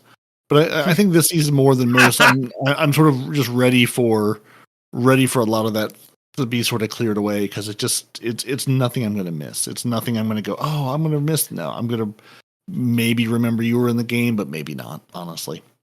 The Court of Elders specifically, I was like, I ran a bunch of it, but it just, I don't know, it never, nothing about it calls for me to come back to it. Yeah, it's not the same kind of feeling as Destiny 1, but it could have the same feeling as Destiny 1. Yeah, could. But it does not. This is your weekly rundown of episode Heresy, week 12, starting on April 22nd. With Act 3 of episode Heresy story now concluded, week 12 brings another week to allow Guardians to catch up. You could complete your Nightfall Conquest seal, play some Gambit, or even go for Ascendant in competitive Crucible. Or you could just go play some more Sunless Cell Strike, Expert Nether, and Court of Blades for those sweet Adept seasonal weapons. The new PvP mode Heavy Metal is due later in Act 3, and new activity Rite of Night is due on May 6th. Act 2 of episode Heresy brought with it the new activity the Court of Blades. Set within the Dreadnought's Hold of Souls area, players are transported to different arenas across the system, from Io to Europa and on board a Hive warship. Court of Blades has two difficulty options, Normal and Expert, with Adept versions of the Act 2 weapons only dropping in the Expert version. Also, the Grandmaster Nightfall note is available, giving Guardians the opportunity to complete their Conquest seal for this episode. With this note becoming available, this gives Guardians the chance to jump ahead and complete Act 3's Nightfalls, these being the Insight Terminus on Nessus week 13, April 29th, and the Warden of Nothing on the Dreaming City week 14, May 6th. Or conversely, you'll be able to complete Act 1 and Act 2's Grandmasters, which are now not available. Sart's Battlegrounds Moon, Lake of Shadows on the EDZ, Scarlet Keep on the Moon, Hypernet Current on Europa, Heist Battlegrounds Mars, and the Sart's Battlegrounds Cosmodrome. Act 1 of episode Heresy brought with it the new 3-player activity, the Nether. Set within the Dreadnought Patrol Zones, Guardians fight in random and varied encounters with different events and objectives every time. The Nether has 3 modes: the Nether Exploration for those solo types who want to just explore the Dreadnought, a match-made mode on baseline advanced difficulty, and a selectable non-match-made expert version. From Act 3 of episode Revenant, we have the new exotic mission Kel's Fall, where you can earn the new Void exotic shotgun Slayer's Fang, and new Prison of Elders challenge Kel's Vengeance, which can be found over in the Last City for 2 to 3 players. Act 2 of episode Revenant brought with it the Tomb of Elders, and Contest of Elders over in the Last City, which can be accessed after you complete the initial steps of Act 2. Also available for a weekly pinnacle is the Salvation Jade Raid, over in the Pale Heart, and new dungeon Sundered Doctrine, which can be found over on the Throne World, with the exotic linear fusion rifle Finality's Ager up for grabs, and a whole suite of new weapons and armour. Just make sure to visit Icor over in the tower to pick up the quest Drowning Labyrinth to enter. Over in the Last City we have Onslaught Salvation, which can be accessed after you complete the initial steps of the opening act of Revenant. This version of Onslaught brings with it new defences, 3 maps that are not in the Vanguard playlist version, and new enemies to fight. You can select from Widow's Court, Eventide Ruins, and Kel's Grave, either normal or expert. Also, the original Onslaught has been updated to include some of the new additions. Located in the Vanguard playlist, the featured Onslaught map this will be Vostok, with the Siege Hook Ogre kicking off the boss rotation. In the Last City on the Helm, the exotic mission Encore is still available, with 2 difficulty options, normal and expert. Also, from episode Echoes, we have the 3 new Battleground activities, Delve, Conduit, and Core, with Enigma Protocol and Breach Executable. The expert Battlegrounds will start this week's rotation with Conduit. The Dreaming City this week is at a weak curse level, which means Petrovenge can be found in the Strand and has the Broken Courier mission for the next week. The Blind One features Scorn enemies and the Plagues, Sigrus and Veracus. The Ascendant challenge will be the Agonon's Abyss over in the Baildred Wishes Lost sector. On the Moon, the weekly story mission is Beyond. The Trove Guardian is located in Archer's Line, while the Wandering Nightmare is the Nightmare of Jax, Claws of Zevra Wrath at the Hellmouth. Nightmare hunts Skolas, Pride, Omnigul, Anguish, and Zydron Servitude.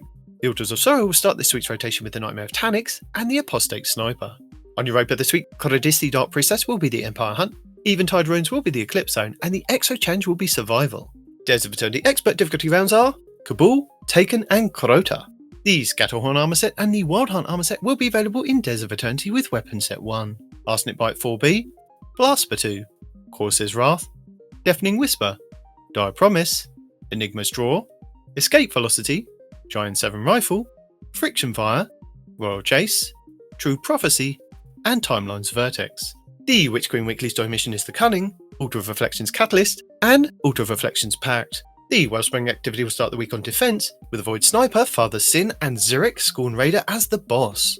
The Lightfall Weekly mission is Breakneck, the Partition mission will be Backdoor, and the Vex Incursion will be Zephyr Concourse. In the Pale Heart, the exotic mission Dual Destiny is still available for teams of 2 Guardians, where you can farm the mission to earn as many new prismatic exotic class items as you like. The final Straits Cooperative Focus campaign mission this week will be Descent. The 12 Guardian Matchmade Excision mission is also available next to the race for a weekly pinnacle, with the Grandmaster version granting the Ergo Sum Catalyst and an Ascendant Shard. The Salvation Jade Raid Challenge this week is the 4th encounter, Verity, called Varied Geometry. The Root of Nightmares Raid Challenge this week is the 1st encounter, Cataclysm, called Illuminated Torment. The Kingsfall Raid Challenge this week is the 1st encounter, Totems, called The Grass is Always Greener. The Vow the Disciple Challenge this week is the 2nd encounter, The Caretaker, called Base Information. The Deepstone Crypt Challenge this week is the 3rd encounter, Tanix Part 1, called Of All Trades. The Garden of Salvation Challenge this week is the 4th encounter, Sanctified Mind, called 0 to 100. And the Last Wish Challenge this week is the 1st encounter, Kali, called Summoning Ritual.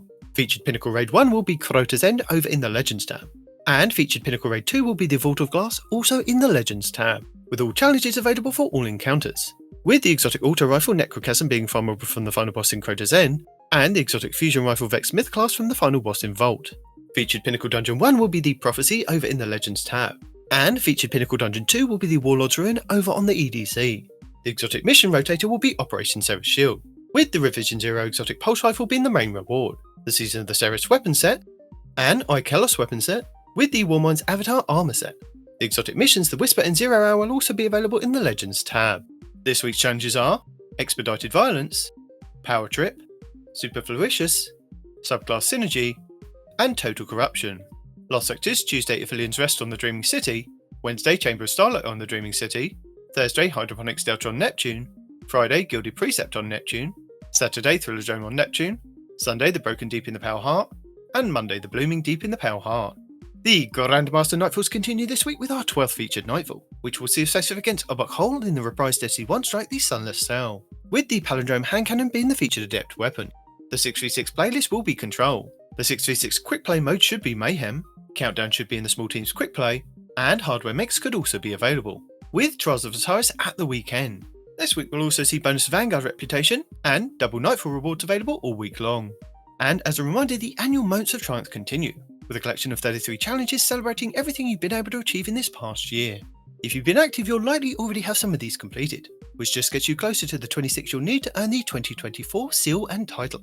Still available is the Destiny 10th Anniversary in-game celebration event, and don't forget to keep an eye on Zer this Friday at Reset to see if he's offering another chance to grab a random rolled exotic class item for 41 strange coins. And that's it for the 12th week of the Final Shape episode Heresy. So, all that being said, Mm-hmm. from Bungie help to Bungie server status, what about that? Well, they updated things. You know, for the last 10 plus years, they've had different things where you could get information. And now they're changing it up. They've got Twitter/X, Blue Sky, Discord, and Threads. And they've got plans for all the social mediums. So if you've been following Bungie Help on Twitter specifically, Blue Sky, again, that's new enough. I don't remember if they had an account there before. But Twitter, they've now completely changed and locked the Bungie Help account. So if you're following that thinking, I'm going to get my updates, no, you're not. You now need to follow the Bungie server status, which they helpfully point you to from the Bungie Help account. But that's where you're going to get your maintenance windows, your error codes, connection issues, game outages, website outages. Same thing as before. If you want to answer the question, is this thing broken and is Bungie aware of it and have they confirmed it? That's Bungie server status, which I assume is because of the naming is going to be for Marathon and Destiny. So that'll be fun. You get to sort through all the maintenance outages and windows. But if you're going, I need insights from my Destiny 2 team, my bugs, my workarounds, and fixed timelines, which again, how that isn't server status, I get, it feels like the same thing kind of. Community highlights and patch notes, that's your Destiny 2 team account on Discord, Blue Sky, and Twitter X. And then finally, Destiny the game, which they say is game news, reset information and event details, blog post, community highlights. it's a sort of a catch-all for everything, because I feel like there's a lot of overlap between D2 Team and Destiny the game. But again, they've got links to follow them on their, basically, if you are in a Discord or you run a Discord, join the Bungie Discord, because they spun it up a while ago. And they said, hey, this is the place we're going to publish all these things. Add these to your communities. When we publish things, it'll show up in yours. They said that a while ago and then just didn't for a long time. Like, I don't know, DMG left and turned the switch off, or no one else knew how it worked. Something happened because it just broke for a long time. But since his return, at least, it's been back up and running and really reliable. So if you're in Discord land, add Bungie's Discord, information to your Discord if you're a Destiny fan. It makes life easy. Otherwise, follow on Twitter or Blue Sky. They've got all the information. And so they're basically revamping the help.bungie.net, probably because they have 2 games now and they like to maybe split these up. Have they? And do they want to? They don't lie to me. We will continue updating resources on help.bungie.net to ensure localized content available to our worldwide community. For Destiny 2 server status and updates, known issues list, FAQs, contact forms, and other support articles. Hopefully for Marathon in its own feed of its own thing. I see Marathon the game. I see your account out there. The Bungie server status, I'll give you. That can be for both games. That one I'll give you. But if you're telling me Destiny 2 team things about Marathon and all the Destiny things on your Marathon account, then what was the point of having 2? Don't do it. Servers, I understand. It's all Bungie server status. Give me one place that doesn't need 2 things. That's silly. But everything else, split them. If I'm running feeds and I've got automation set up, Bungie, let those work. Let those be what they're for, and don't give me all the crap I don't care about. But hey, community features, rewards, and you. Me. And you. Who are you? I mean, maybe not you. It's hard to say. There's a chance it's you. There's a chance it's not you. No. But while we have you here, they'd also like to define what the quote community highlights are and what you might get from them. Over the years, they've enjoyed following creators throughout the community, highlighting their content, gameplay guides, outstanding artists, cosplay, in-game fashion, you name it. We frequently feature this content within our blog to shine the spotlight directly on these players. Check out the movie and art of the week sections below. We appreciate all who create within the D2 community, especially when your inspiration comes from the heart. But they'd like to remind us about their, requirements for the emblems and things, and saying, hey, you can't just add 1 trillion people on after you win. So, a quick reshare isn't always going to lead to an emblem unless we have an emblem giveaway. Any creative endeavor will follow, feature in the TWID will qualify, and they have their rules linked. So basically just saying, hey, continue to do things. Here's the emblems you can get, and if you do win, don't add 16 new names to it because it's not going to do you any good anyway. But over there, right around the corner, Respawn, a new Bungie bounty for good approaches. Forever? What? Forever. The Bungie bounty for good is back again. Guess who's back? Back again. Bungie Foundation. Tell a friend. It's going to return to the Crucible on Tuesday, April 22nd. That's a true statement. Mm-hmm. Yeah, so Tuesday at reset at 11 a.m. Pacific time, squatting up with our partners at the Guardians Mental Health to continue to support their incredible work in bringing mental health awareness to the forefront of the gaming community. They've got emblems giveaways, 6 Crucible plays, and a few more surprises in store. So catch all the action on the Bungie Foundation Twitch channel. So that's twitch.tv/ you guessed it, Bungie Foundation. So if you're not following them, now's the time to give them a follow because they've been doing more of these streams at that channel as well. So if you're available middle of the day on a Tuesday, looking at some of you who might be available middle of the day on a Tuesday, you too could participate. I guess, Demon, maybe you could theoretically, except you're going to be far away and not be able to match with them, and you'll just be sad. It's not middle of the day for me, is it? Well, it's not middle of the day, but you're also far away. So, yeah. If you're able to hop on, early, in the morning in Bungie Land, in the early afternoon on the East Coast, or in the evening in UK town, maybe you can. Maybe you can match with them. Maybe you can win things. You can also donate to support their efforts, and on the Stress Awareness Month campaign, the $10 donation earns you the awesome Love is the Mind Saver emblem, which has a very, very 9 themed, purple and blue, and it's got 2 hands, sort of, holding a brain that looks sort of like a heart. It's a nice emblem. So yeah, you too could add that to your collection for the low price of $10. Donating to them or follow their Twitch channel on Tuesday if you're able to. Now, I know he's excited. I know he's really excited. Because D2 Fashion Feedback is back. Woo woo. Check it. Woo woo. Now, yeah. Alrighty. D2 Fashion Feedback is back. We are back again with another season of D2. Okay, whatever. Here's what that happens. So happy birthday, Armor. Armor pieces that have unique interactions on or around the birthday listed on your user profile. That's cool. This can include a change in shape and or additional visual effects. Digital Demon. So that's not Digimon. A birthday suit, is what you're saying. We have the Digimon Demon. No, Digital Demon. It is a sleek sci-fi armor that features glitching screens as if the tech is possessed by an evil entity. Ooh. Love it. Other elements would allude to demonic possession, but would remain rooted in sci-fi aesthetic rather than fantasy. We have Cyberpunk Rockstar. Now taking the virtual stage, it's you! Ta-da! A splash of retro vibes meets cyberpunk in this low armor outfit featuring bold splashes of color and tech glow-ups for retro instruments like a keytar or a synth board. For those of you that were born after the 80s, you might not know what those things are. Cherry Blossom. Armor with textures and colors inspired by iconic Japanese cherry blossom motifs, likely referencing plate armor textures from feudal Japan, mixed with large sections of cloth and natural elements. The Artifact Seeker. Give me the cherry blossoms. Give me the cloth. Let me be the pink samurai I was always meant to be. I thought you wanted the cloth for the Scottish kilt stuff. Well, that too, but also to be a pink samurai. Mm. It can be both. Artifact Seeker. Worn, travel-ready gear, ideal for delving into ancient ruins. I just lost my place. What was that? Oh, yeah. Scanners, comms, devices, and Magitech versions of iconic Relic Hunter implements, i.e. Arc Energy, Bullwhip, or Rune-empowered Machete. Okay.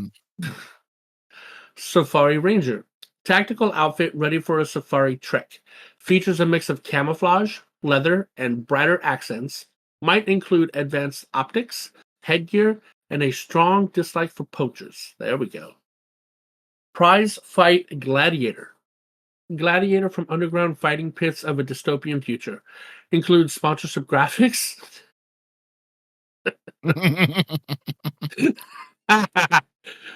Battle damage and exoskeletal musculature. Downhill Snow Skimmer. I've already scrolled 2 pages and there's still more, guys. I'm not even at the bottom of the page yet. Downhill Snow Skimmer. Baggy, waterproof clothing, knee and elbow pads, helmet, and goggles. Sporty design with a mix of neutral and bright colors, some tech elements added to give it a sci-fi twist. I like that. I like the realistic clothing we get sometimes, honestly. Cyberpunk Splicer. That's like the 4th Cyberpunk thing that they've come up. They really want to go Cyberpunk. They're really trying to push that on us. Go, Layla. Be the cyberpunk you want to see in the world. Right. Back alley medic from a futuristic metropolis, outfitted in whirling surgical tools, adorned in tailored, stained lab gear. Stained with what? You don't want to know. The doctor offers the latest in cybernetic enhancements, expertly melding flesh and machine with unparalleled precision. Adaptive camouflage. That sounds awesome. A bodysuit that's covered in digital display can somewhat hide the character by camouflaging them into the background. The tech is not perfect, though. There would be some glitches and imperfections to still allow you to see them a little. Yo! Yes, that one. I don't care about anything else. Professional services. Armor for non-military... Armor for non-military professionals outside the tower. Could pull references from a variety of Last City workers such as welders, mechanics, medics, farmer, or chef. Specifically designed with Destiny fashion cosplay in mind. Okay. I thought they meant like I just want to be a Destiny chef. That's the dream. I bet you do. War Cosplay mech sense. operator. do we get the mech? Actually, we are getting the mech in PvP. Okay. So artillery batteries and mechanized warfare are front and center on this heavily armored wartime exoskeletal suit. Includes protective integration of Ghost into the design. Battle-worn gunmetal gray with decals reminiscent of World War II airplane art. Ha! That sounds pretty cool too. Neo City Shogun. Ooh, you want to be a samurai or a shogun? Samurai. Do you know the difference? Nope. Okay. The Impulse Shoguns are the answers ones only. with the the bamboo armor and whatnot, and the demonic face mask. You know what I'm talking about? Yeah. Yep. Okay. So this futuristic shoguns walk with calm confidence, dressed in sharp white suits that blend fashion and discipline. Their metallic helmets and clean armor shine like relics from another time. Part warrior, part icon. It's a low-key but powerful look where every detail hints at the strength and spirit beneath the surface. Renaissance engineering. This futuristic sci-fi built with Da Vinci twist. Wooden plates held together by metal frames. Yes! Wood will stop bullets! Held together by metal frames, ropes, and clever little mechanical joints that feel both ancient and ahead of their time. It's a mix of art and engineering, like something straight out of the Renaissance sketchbook, but made for the future. Worn by inventors and warriors alike. It's a creative mashup of old-school craftsmanship and next-gen design. And the last one is Sacred Site Century. Say that 3 times fast. Blending Eastern tradition with futuristic. Try saying that one time. Blending other words. Right. Blending Eastern tradition with futuristic flair. This armor features smooth ceramic plates covered in elegant koi artwork that tells a story of strength and flow. It's only given to those who make it to the top of a mystical mountain and pass through training set by ancient koi guardian dragons. Can I have a dragon instead of koi? Asking for a different friend. More than just gear, it's a badge of honor showing balance, resilience, and the journey it took to earn it. And last but not least, we have an exotic ornament for the Verity's brow and Wormguard's caress. So it's fitting that we close the circle, more like a triangle, of armor ornaments for gear made out of poor old Zol, the worm god, right? Behold the next worm husk crown and armor ornament coming along with the Edge of Fate. It feels great to finally say that. The Edge of Fate. So you got a lot of dangly bits that's like right in front of your eyeballs. So not sure that's very good. But I don't know. So whatever. And that would be it for all of the armor stuff. Now it's Peroty's turn to bring us into the known issues list. You still can't play the Sunless cell with friends in the friend finder. Still. You also, hey guys, some bosses don't spawn the quarter blades, leading to a soft lock. Some do though, so take your chances, I guess, with the bosses. When speaking to a vendor, you can still hear their ambient dialogue. The Ionic Sentry sometimes doesn't spawn chain lightning. Really, I could have just voted in from like 6 weeks ago at this point. That's the quest being broken, hey, step 6 and 9 on the Dreading Labyrinth quest, still can't do them. Same reason. Sometimes in the derealize exotic mission, the Taken Relic can drop it below the surface of the risk encounter. When damaging the Shrieker bosses in the Sunder Doctrine dungeon, you receive critical feedback numbers, but you're actually doing base damage. When tracking Ikora's Drowning Labyrinth quest, certain steps may stop progressing on the next steps. May stop progress on the next steps. Sometimes the Tomb of One, a primer quest, doesn't progress after beating steps 3 and 4. Even if you're in the tomb, and even if you want it. Mm-hmm. Your memento shaders, you can still see on armor. There's still no plans to bring them to armor. The Honor of Hercules ornament, right boot is angled incorrectly, so the leather strap still does not fit that boot. And the Seeking Filaments and Spirited Filaments can't grant Devour while the Facet of Protection is equipped. This is a perfect example, Bungie, of when we're saying you don't need to give us new content every week. If you just said, listen, we're going to work through the known issues list, even just the one you publish in the TWAB every single week. Right. Except for maybe the Honor of Hercules ornament. That one, ankle more boots incorrectly, just for fun. That would just be a fun little Easter egg. But everything else, if you just stopped and said, we're going to focus this week. And again, obviously these things are hard. Like the quest stuff, obviously there's stuff going on. Something is not working right.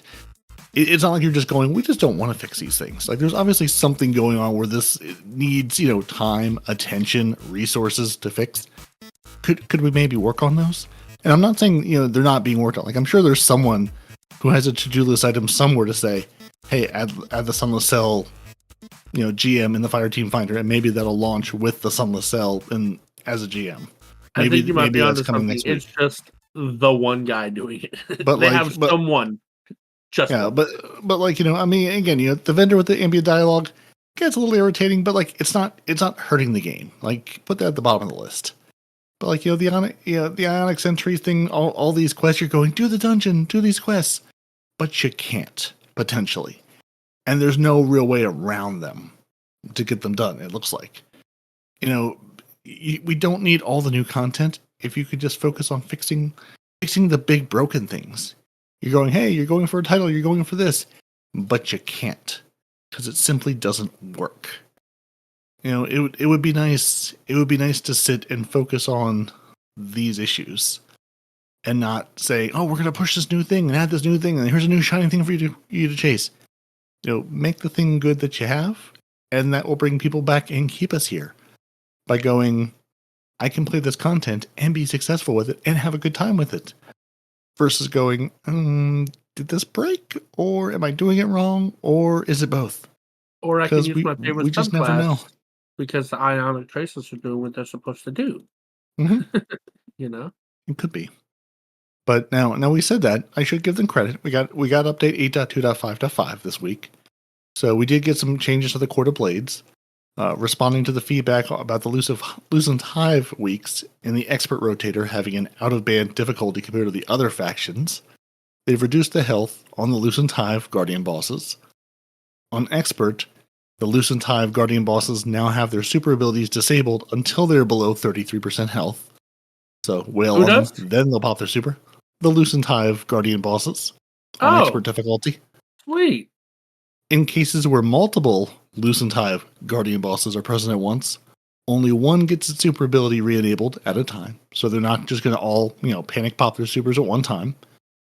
And they've removed the Lucent Knight Hive Guardian from the randomized fodder selection due to their ability to cause difficulty spikes on Expert. So they've kicked the Knights right out and said, you're too good. We're going to put you back on the bench for now. So see, making that better for people who are trying to get through the Lucent Hive Guardians. The Lucent Knight is the one with the frisbee that tracks you into oblivion, right? And kills your whole fire team at once? Mm-hmm. You're welcome. Yeah, that's what I thought, yeah. Also, Respawn, they fixed the issue where rocket sidearms were not dealing self-damage. Still don't know what that means, but okay. And they fixed the issue where the support frame auto rifles were not applying their intrinsic elemental effects during the Sunder Doctrine's second encounter. That's a very specific bug. What? Mm-hmm. Not in general, just this one activity and this one encounter of that activity, it doesn't do what it's supposed to do. What the what? But now it does. And then we have the gunsmith looking at a hand cannon because that's what they do in Art of the Week, and we have Destiny, but Minecraft sounds for Movie of the Week because of course we do. Which honestly, Bungie, if I could play, if you could give me Iron Banner Minecraft, where's that collab? Where's that crossover? If I could have the Minecraft sounds while I played Iron Banner, that would have to be kind of relaxing with that just like soft Minecraft music in the background. That would maybe keep being viciously murdered, but that goes well. Yeah, which I mean, really that's my experience in Minecraft anyway. So, and also in Crucible. So really, the crossover is perfect. Bro, I just want them to give me the diamond sword. There you go. Bring that in there as well. I mean, again, Bungie, make it happen. We can make this happen. I promise you. And the chicken jockey emote. Yeah. The what? Chicken jockey? Yeah. Mm-hmm. What'd you say? Chicken jockey. Yeah. No, those are the words he said. Though? No, that's what he said. Chicken jockey. Oh. Can't tell when y'all are messing with me or not. Do you know what's going on in Minecraft world? This is No? No. this is our Okay. secret way of knowing if you've read the TWAB or not, because there's a giant headline about it, and also it's been all over the news in the world. And by Okay. news, I mean social media. Because Oh, you mean the movie? You mean? Oh, okay. I thought you were talking about the game. Yeah. Okay. I know about the movie. Also, I learned I have not seen the movie as I do not have small children, but I learned that Jack Black could have been Matt Berry, and now I'm a little bit disappointed that that version of that movie doesn't exist. Matt Berry. God. There's basically no roundup this week because it was mostly marathon stuff. Bungie said the Inquisitor is going to come back, I think, next week, because people have been asking, when does the Inquisitor come back? We want our Inquisitor. So you can stop inquiring. Next week is when it's coming back. And yeah, I think that was basically it as far as roundup-y stuff goes. Marathon's a thing. Destiny's a thing. Movies are a thing. Have you watched any movies? Any good videos? Any chicken jockeying via YouTube? I have. Ooh. Not Chicken Jockey, though. No. So tell us what you've watched this week and what the other people should watch this week. Well, I mean, I'm surprised Respawn hasn't kind of picked up on this, because I saw this on TikTok to start off with, and then I found the video from 360 Gaming TV about an insane damage boost. This is the sumptuous, the double super damage boost. I saw that. the sumptuous repass perk, which is on the Path of Ambition. Now, this thing can stack as well. So once you've kind of unlocked it on your slab in Heresy's flat, and I think it's on the second path, it drops these kind of blight balls, these little tiny blight balls on the ground. And when you pick up these blight balls, it gives you damage. And hunters have been kind of popping their golden gun with Celestial Nighthawk and then using Queensbreaker afterwards and just getting insane amount of damage and kind of one phases some bosses. And if you're lucky to kind of kill a red bar and get one of these to drop, and then another one drops as well, you can double stack this. And I've got the video from 360 Gaming TV for people to have a look at. Lucky Tempe with his darkness subclass hinted at with those things in the helm, those little rocks in the helm. So he's got his video going over that. And then finally, I've got Marshix. The Infinite Rocket Launcher build is OP. And you do need some of the perks that are available on some of these rocket launchers like bipod and things to get some of these to work. But he goes over it, he shows you what you kind of need, but you're basically going to be using the perks from your artifact to get it's gold from lead, and the one that is on there for... Which you have to use rocket launchers, right? That's a bit of a problem for our clan. No, the perpetual destruction. So rapid final blows with non-exotic rocket launchers refund ammo and increase reload speed for a short duration. And then if you also have gold from lead and some of these rocket launchers that have bipod, you can use your rocket launcher as a primary weapon because it just kind of constantly refunds the ammo back to you. So it's worth kind of looking at. So those are my videos for this week.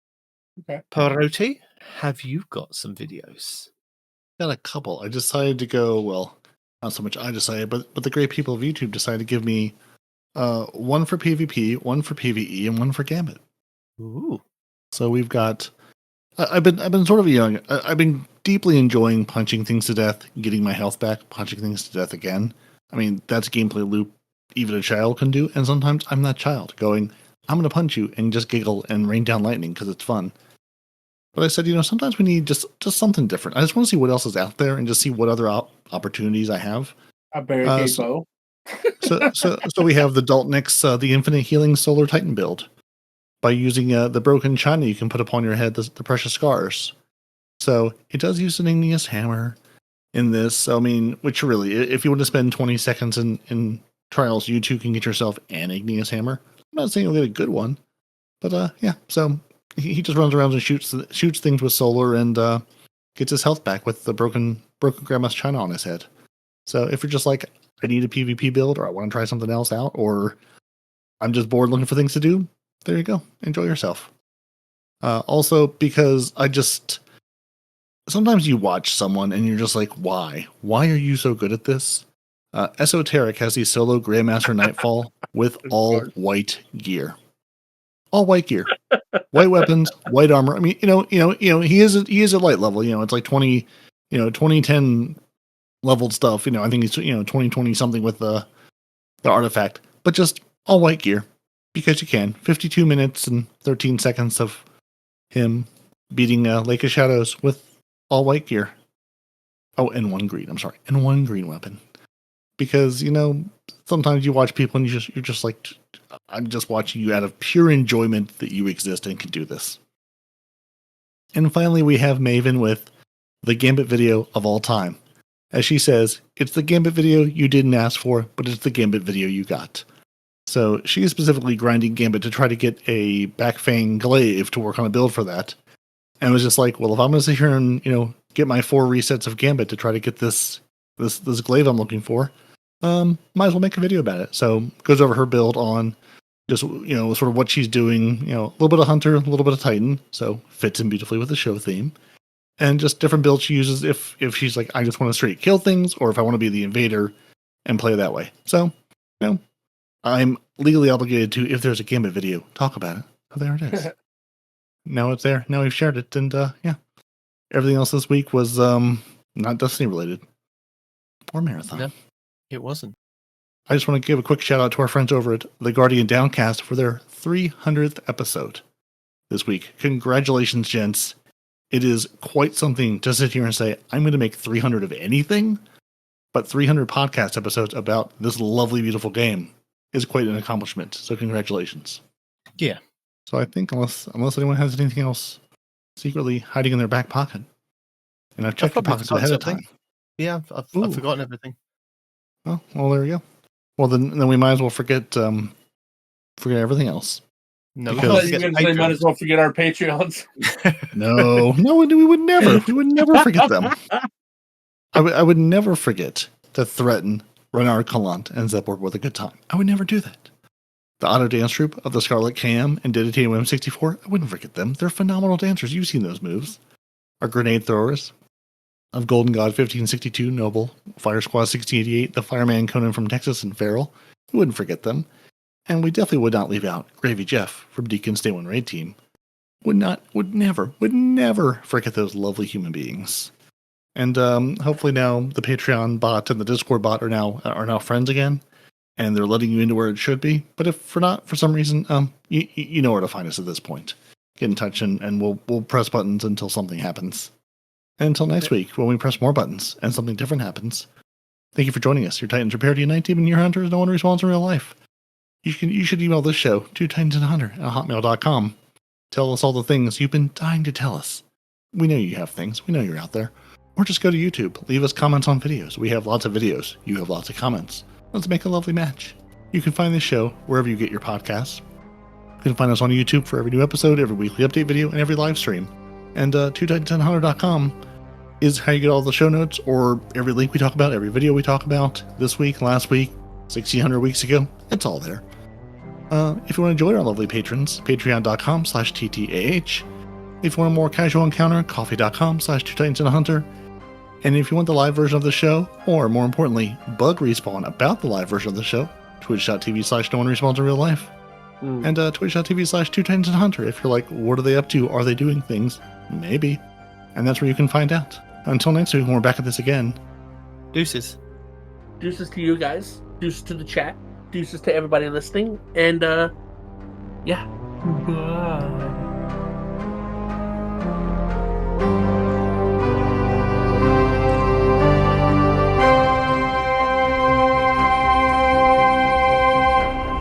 Two Titans and a Hunter, a Destiny 2 podcast.